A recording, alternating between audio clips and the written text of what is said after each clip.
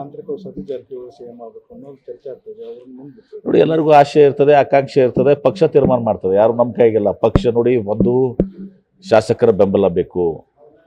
ನಮ್ಮ ಮುಖ್ಯಮಂತ್ರಿ ಆಯ್ಕೆ ಹೆಂಗೆ ನಡೀತದೆ ಅಂದರೆ, ಕಾಂಗ್ರೆಸ್ ಪಕ್ಷದ ಶಾಸಕಾಂಗ ಸಭೆ ಆಗ್ತದೆ, ಶಾಸಕ ಸಂಘದಲ್ಲಿ ಅಭಿಪ್ರಾಯ ಬರುತ್ತವೆ, ಅಭಿಪ್ರಾಯವನ್ನು ಒಳಗೊಂಡು ಕೇಂದ್ರದ ವೀಕ್ಷಕರು ಇರ್ತಾರೆ. ಅಂತಿಮವಾಗಿ ನಮ್ಮ AICC ಅಧ್ಯಕ್ಷರು ಮಲ್ಲಿಕಾರ್ಜುನ ಖರ್ಗೆ ಅವರು ಇನ್ನಿತರ ಎಲ್ಲರೂ ಕೂಡ ಒಂದು ಸಹ ನಿರ್ಧಾರ ತೆಗೆದುಕೊಳ್ತಾರೆ. ಈಗ ಆ ಪ್ರಶ್ನೆ ಬರೋದಿಲ್ಲ, ಯಾಕಂದರೆ ಈಗ ಸಿದ್ದರಾಮಯ್ಯವರು ಮುಖ್ಯಮಂತ್ರಿಗಳಿದ್ದಾರೆ, ಇಲ್ಲಿ ಕುರ್ಚಿ ಖಾಲಿ ಇಲ್ಲ. ಈಗ ಸರ್, ಈಗ ನಮ್ಮವರೇ ಕೇಂದ್ರದಲ್ಲಿ ವಿಧಾನಸಭೆಯವರಾಗಿದೆ, ನಿಮ್ಮಲ್ಲಿ ಅನೇಕ ಕೈಗಾರಿಕಾ ಪಾಲಿಸಿಗಳು ಬರ್ತಂತೆ, ಇನ್ನೂ ಬರ್ತಾರೆ.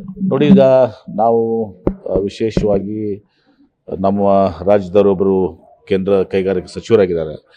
ನಾವು ಅಪೇಕ್ಷೆ ಮಾಡ್ತೀವಿ ಅವರಿಂದ. ಈಗ ಸೆಮಿಕಂಡಕ್ಟರು ಈಗ ಮುಂದಿನ ಇದರಲ್ಲಿ ಭಾಳ ದೊಡ್ಡ ಪ್ರಮಾಣದಲ್ಲಿ ತುಂಬಿಸೋದು ಬೆಳವಣಿಗೆ ಆಗಬೇಕು.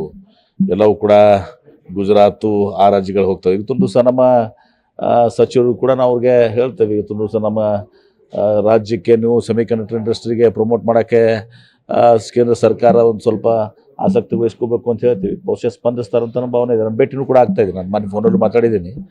ನಾನು ಅವ್ರನ್ನ ಭೇಟಿಯಾಗಿ ನಾವು ನಮ್ಮ ಏನು ಲಿಸ್ಟ್ ಆಫ್ ಬೇಡಿಕೆ ಇದಾವೆ, ಬೇಡಿಕೆನ ಅವ್ರು ಸಲ್ಲಿಸ್ತಾರೆ.